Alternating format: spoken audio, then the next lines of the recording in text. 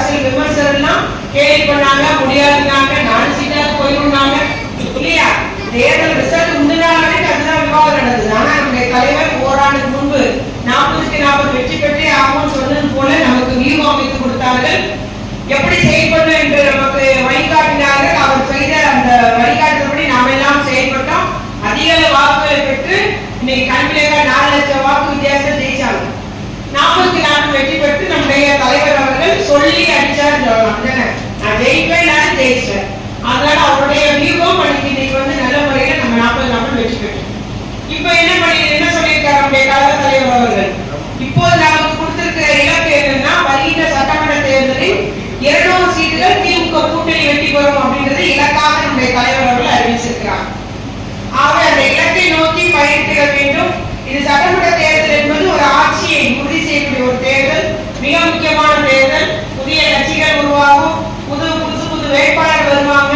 என்ன இருந்தாலும் சரி, நம்ம வாக்கு வங்கி கலை போகுது. எப்படி நீங்க கடந்த சட்டமன்ற தேர்தலோட எம்பி தேர்தல் ஒவ்வொரு பூத்திலையும் 50 ஓட்டு அதிக ஓட்டு எடுத்தீங்களோ, அதை விட கூடுதலாக வருகிற சட்டமன்ற தேர்தலில் நாம் 50 ஓட்டு அதிகம் எடுக்க வேண்டும் என்பதை நாம் இலக்காக வைத்து பணியாற்ற வேண்டும்.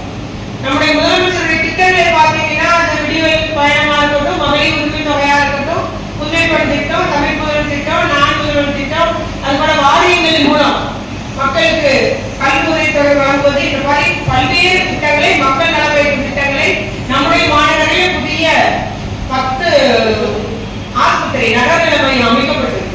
கிட்டத்தட்ட 420 கோடி ரூபாய் ஒதுக்கீடு செய்து சாலைகள், அந்த கழிவுநீர் கால்வாய்கள், விளக்கு அமைத்திருக்கிறாங்க, புதியதாக பூங்காக்கள் அமைத்திருக்கிறாங்க.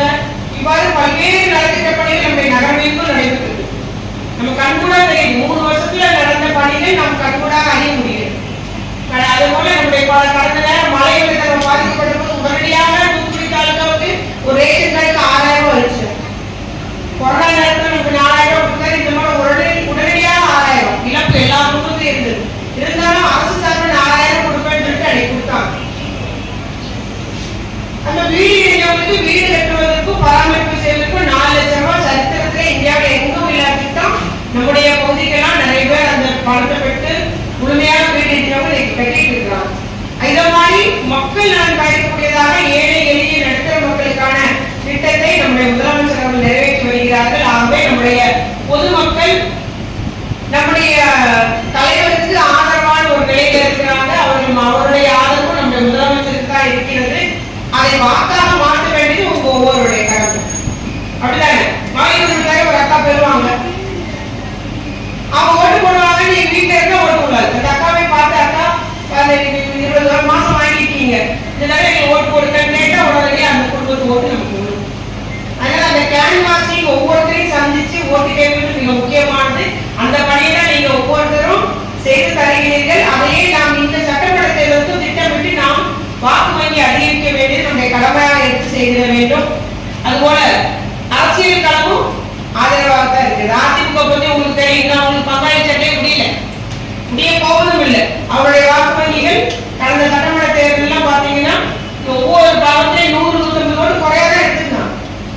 அதுபோல நாம் தமிழர் கட்சியா இருக்கட்டும், தமிழ் மாநில காங்கிரஸா இருக்கட்டும், அதே நிலைதான் வாக்கு வங்கி குறைந்து கொண்டுதான் போகுது.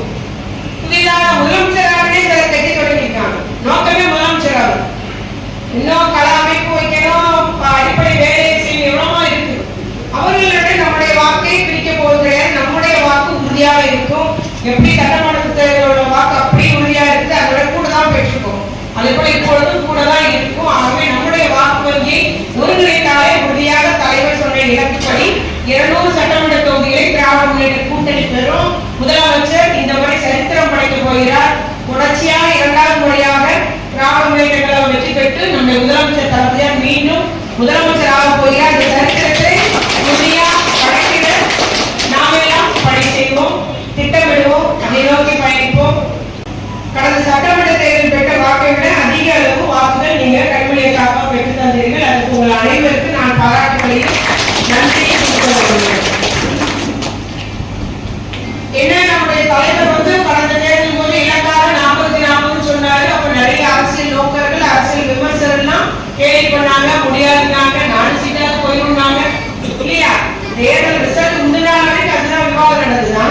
தலைவர் ஓராண்டுக்கு முன்பு 40-40 வெற்றி பெற்றே ஆகும் சொன்னது போல நமக்கு வியூகம் அமைத்து கொடுத்தார்கள்.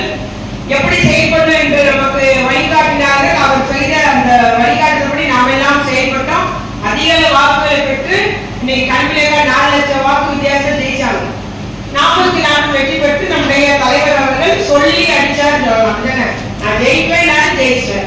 அதனால அவருடைய வியூகம் இன்னைக்கு நல்ல முறையில நம்ம 40-40 வெற்றி பெற்றோம். இப்ப என்ன சொல்லியிருக்காரு நம்முடைய கழக தலைவர் அவர்கள்? இப்போது நமக்கு கொடுத்திருக்கிற இலக்கு என்னன்னா, வருகின்ற சட்டமன்ற தேர்தலில் 200 சீட்டுகள் திமுக கூட்டணி வெற்றி பெறும் அப்படின்றது இலக்காக நம்முடைய தலைவர் அவர்கள் அறிவிச்சிருக்கிறார். ஆக அந்த இலக்கை நோக்கி பயணிக்க வேண்டும். இது சட்டமன்ற தேர்தல் என்பது ஒரு ஆட்சியை உறுதி செய்யக்கூடிய ஒரு தேர்தல், மிக முக்கியமான தேர்தல். புதிய கட்சிகள் உருவாகும், புது வேட்பாளர் வருவாங்க. என்ன இருந்தாலும் சரி, நம்ம வாக்கு வங்கி கலை போகுது. எப்படி நீங்க கடந்த சட்டமன்ற தேர்தலோட எப்படி தேர்தல் ஒவ்வொரு பூத்திலையும் 50 ஓட்டு அதிக ஓட்டு எடுத்தீங்களோ, அதை விட கூடுதலாக வருகின்ற சட்டமன்ற தேர்தலில் நாம் 50 ஓட்டு அதிகம் எடுக்க வேண்டும் என்பதை நாம் இலக்காக வைத்து பணியாற்ற வேண்டும். நம்முடைய முதலமைச்சருடைய திட்டங்களை பார்த்தீங்கன்னா, அந்த விடிவெளி பயணமா இருக்கட்டும், மகளிர் உரிமை தொகையா இருக்கட்டும், புதுமைப்பணி திட்டம், தமிழ் முதல் திட்டம், நான் முதல் திட்டம், அது போல வாரியங்களின் மூலம் மக்களுக்கு கல்வி தொகை வழங்குவது, இந்த மாதிரி பல்வேறு திட்டங்களை, மக்கள் நலப்பயிற்சி திட்டங்களை நம்முடைய மாநகரில் புதிய 10 ஆஸ்பத்திரி நகர்நிலை மையம் அமைக்கப்பட்டது. கிட்டத்தட்ட 420 கோடி ரூபாய் ஒதுக்கீடு செய்து சாலைகள், அந்த கழிவுநீர் கால்வாய்கள், விளக்கு அமைத்திருக்கிறாங்க, புதியதாக பூங்காக்கள் அமைத்திருக்கிறாங்க. இவ்வாறு பல்வேறு நலத்திட்ட பணிகள் நம்முடைய நகர்மைக்கும் நடைபெற்றது. நம்ம கண்கூடா தெரியும். 3 வருஷத்துல நடந்த பணிகள் நம்ம கண்கூடா அறிய முடியும். அதே போல நம்முடைய கடந்த நேரம் மழை வெள்ளத்தால் பாதிக்கப்பட்ட போது உடனடியாக தூத்துக்குடி தாலுகாவுக்கு ஒரு ரேஷன் கார்டுக்கு 6000 ரூபாய் இருந்துச்சு. கொரோனா நேரத்தில் நமக்கு 4000 கொடுத்தாரு. இந்த மாதிரி உடனடியாக 6000 இழப்பு எல்லா குடும்பத்திலும் இருந்தது. இருந்தாலும் அரசு சார்பில் 4000 கொடுப்பேன்னு சொல்லிட்டு அன்னைக்கு கொடுத்தாங்க. அந்த வீடு இணையவங்களுக்கு வீடு கட்டுவதற்கும் பராமரிப்பு செய்வதற்கும் 4 லட்சம் ரூபாய் சரித்திரத்தில் இந்தியாவில் எங்கும் இல்லாத திட்டம். நம்முடைய பகுதிக்கெல்லாம் நிறைய பேர் அந்த பணத்தை பெற்று முழுமையாக வீடு இணையவங்க இன்னைக்கு கட்டிட்டு இருக்கிறாங்க. இதை மாதிரி மக்கள் நலன் பயணக்கூடியதாக ஏழை எளிய நடுத்தர மக்களுக்கான திட்டத்தை நம்முடைய முதலமைச்சர் அவர்கள் நிறைவேற்றி வருகிறார்கள். ஆகவே நம்முடைய பொதுமக்கள் நம்முடைய தலைவருக்கு ஆதரவான ஒரு நிலையில் இருக்கிறாங்க. அவருடைய ஆதரவும் நம்முடைய முதலமைச்சருக்கு தான் இருக்கிறது. அதை வாக்காக மாற்ற வேண்டியது உங்க ஒவ்வொருடைய கடமை. அப்படிதானே? மாநிலங்களுக்காக ஒரு அக்கா பெறுவாங்க, அவங்க ஓட்டு போடுவாங்க. நீங்க வீட்டுல இருக்க ஓட்டு போடாது. அந்த அக்காவை பார்த்து, அக்கா 20 மாசம் வாங்கிட்டீங்க, இந்த தடவை நீங்க ஓட்டு போடுங்க கேட்டா உடனே அந்த குடும்பத்துக்கு ஓட்டு நமக்கு வரும். அதனால அந்த கேன்வாசிங் ஒவ்வொருத்தரையும் சந்திச்சு ஓட்டு கேட்பது மிக முக்கியமானது. அந்த பணியை தான் நீங்க ஒவ்வொருத்தரும் செய்து தருகிறீர்கள். அதையே நாம் இந்த சட்டமன்ற தேர்தலுக்கு திட்டமிட்டு நாம் வாக்கு வங்கி அதிகரிக்க வேண்டியது நம்முடைய கடமையாக எடுத்து செய்திட வேண்டும். அதுபோல அரசியல் களமும் ஆதரவாக தான் இருக்குது. அதிமுக பத்தி உங்களுக்கு தெரியும், அவங்களுக்கு பஞ்சாயத்து சட்டே முடிய போவதும் இல்லை. அவருடைய வாக்கு வங்கிகள் கடந்த சட்டமன்ற தேர்தல் பாத்தீங்கன்னா ஒவ்வொரு பாகத்திலையும் 100-150 கோடி குறையாதான் எடுத்துருந்தாங்க. அதுபோல நாம் தமிழர் கட்சியா இருக்கட்டும், தமிழ் மாநில காங்கிரஸா இருக்கட்டும், அதே நிலைதான் வாக்கு வங்கி குறைந்து கொண்டுதான் போகுது. புதிதாக முதலமைச்சராகவே சில கட்சி தொடங்கியிருக்காங்க. நோக்கமே முதலமைச்சராக இன்னும் கள அமைப்பு வைக்கணும், அடிப்படை வேலையை செய்ய எவ்வளவோ இருக்கு. அவர்களிடம் நம்முடைய வாக்கை பிரிக்க போகிறது. நம்முடைய வாக்கு உறுதியாக இருக்கும்.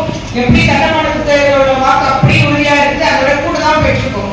அதே போல இப்பொழுதும் கூட தான் இருக்கும். ஆகவே நம்முடைய வாக்கு வங்கியை ஒருங்கிணைத்தாலே உறுதியாக தலைவர் சொன்ன இலக்குப்படி 200 சட்டமன்ற தொகுதிகளை திராவிட முன்னேற்ற கூட்டணி பெறும். முதலமைச்சர் இந்த முறை சரித்திரம் படைக்க போகிறார்.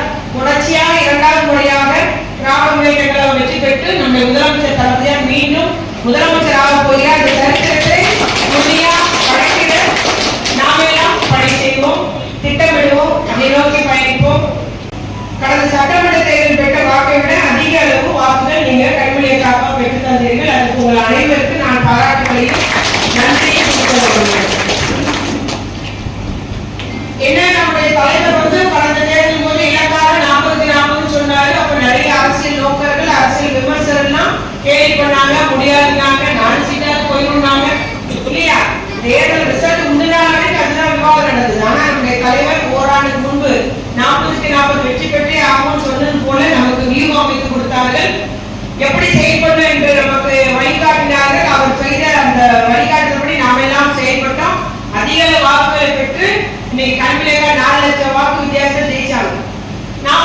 நம்ம வெற்றி பெற்று நம்முடைய தலைவர் அவர்கள் சொல்லி அடிச்சார் சொல்லலாம். நான் ஜெயிப்பேன், நான் ஜெயிச்சேன். அதனால அவருடைய வியூகம் இன்னைக்கு வந்து நல்ல முறையில நம்ம 40 நாட்கள் வெற்றி பெற்றோம். இப்ப என்ன சொல்லியிருக்காரு நம்முடைய கழக தலைவர் அவர்கள், இப்போது நமக்கு கொடுத்திருக்கிற இலக்கு என்னன்னா வருகின்ற சட்டமன்ற தேர்தலில் 200 சீட்டுகள் திமுக கூட்டணி வெற்றி பெறும் அப்படின்றது இலக்காக நம்முடைய தலைவர் அவர்கள் அறிவிச்சிருக்கிறார். ஆக அந்த இலக்கை நோக்கி பயணிக்க வேண்டும். இது சட்டமன்ற தேர்தல் என்பது ஒரு ஆட்சியை உறுதி செய்யக்கூடிய ஒரு தேர்தல், மிக முக்கியமான தேர்தல். புதிய கட்சிகள் உருவாகும், புது வேட்பாளர் வருவாங்க. என்ன இருந்தாலும் சரி, நம்ம வாக்கு வங்கி கலை போகுது. எப்படி நீங்க கடந்த சட்டமன்ற தேர்தலோட எம்பி தேர்தல் ஒவ்வொரு பூத்திலையும் 50 ஓட்டு அதிக ஓட்டு எடுத்தீங்களோ அதை விட கூடுதலாக வருகிற சட்டமன்ற தேர்தலில் நாம் 50 ஓட்டு அதிகம் எடுக்க வேண்டும் என்பதை நாம் இலக்காக வைத்து பணியாற்றிட வேண்டும். நம்முடைய முதலமைச்சருடைய திட்டங்களை பார்த்தீங்கன்னா அந்த விடிவெளி பயணமா இருக்கட்டும், மகளிர் உரிமை தொகையா இருக்கட்டும், புதுமைப்பெண் திட்டம், தமிழ் முதல் திட்டம், நான் முதல்வர் திட்டம், அது போல வாரியங்களின் மூலம் மக்களுக்கு கல்வி தொகை வழங்குவது, இந்த மாதிரி பல்வேறு திட்டங்களை, மக்கள் நலவாழ்வு திட்டங்களை நம்முடைய மாநகரில் புதிய 10 ஆஸ்பத்திரி நகர்நிலை மையம் அமைக்கப்பட்டது. கிட்டத்தட்ட 420 கோடி ரூபாய் ஒதுக்கீடு செய்து சாலைகள், அந்த கழிவுநீர் கால்வாய்கள், விளக்கு அமைத்திருக்கிறாங்க, புதியதாக பூங்காக்கள் அமைத்திருக்கிறாங்க. இவ்வாறு பல்வேறு நலத்திட்ட பணிகள் நம்முடைய நகரமைப்பும் நடைபெற்றது. நம்ம கண்கூடா தெரியும், 3 வருஷத்துல நடந்த பணிகள் நம்ம கண்கூடா அறிய முடியும். அதே போல நம்முடைய கடந்த நேரம் மழை வெள்ளத்தால் பாதிக்கப்பட்ட போது உடனடியாக தூத்துக்குடி தாலுகாவுக்கு ஒரு ரேஷன் கார்டுக்கு 6000 ரூபாய் இருந்துச்சு. கொரோனா நேரத்தில் நமக்கு 4000 கொடுத்தாரு. இந்த மாதிரி உடனடியாக 6000 இழப்பு எல்லா குடும்பத்திலும் இருந்தது. இருந்தாலும் அரசு சார்பில் 4000 கொடுப்பேன்னு சொல்லிட்டு அன்னைக்கு கொடுத்தாங்க. அந்த வீடு இணையவங்களுக்கு வீடு கட்டுவதற்கும் பராமரிப்பு செய்வதற்கும் 4 லட்சம் ரூபாய் சரித்திரத்திலே இந்தியாவில் எங்கும் இல்லாத திட்டம். நம்முடைய பகுதிக்கெல்லாம் நிறைய பேர் அந்த பணத்தை பெற்று முழுமையாக வீடு இணையவங்க இன்னைக்கு கட்டிட்டு இருக்கிறாங்க. இதை மாதிரி மக்கள் நலன் பயணக்கூடியதாக ஏழை எளிய நடுத்தர மக்களுக்கான திட்டத்தை நம்முடைய முதலமைச்சர் அவர்கள் நிறைவேற்றி வருகிறார்கள். ஆகவே நம்முடைய பொதுமக்கள் நம்முடைய தலைவருக்கு ஆதரவான ஒரு நிலையில் இருக்கிறாங்க. அவருடைய ஆதரவும் நம்முடைய முதலமைச்சருக்கு தான் இருக்கிறது. அதை வாக்காக மாற்ற வேண்டியது உங்க ஒவ்வொருடைய கடமை. அப்படிதானே? மாநிலத்திற்காக ஒரு அக்கா பெறுவாங்க, அவங்க ஓட்டு போடுவாங்க. நீங்க வீட்டுல இருக்க ஓட்டு போடாது. அந்த அக்காவை பார்த்து, அக்கா 20 மாசம் வாங்கிட்டீங்க, இந்த தடவை நீங்க ஓட்டு போடுங்கன்னு கேட்டா உடனே அந்த குடும்பத்துக்கு ஓட்டு நமக்கு போடும். அதனால அந்த கேன்வாசிங் ஒவ்வொருத்தரையும் சந்திச்சு ஓட்டு கேட்பது மிக முக்கியமானது.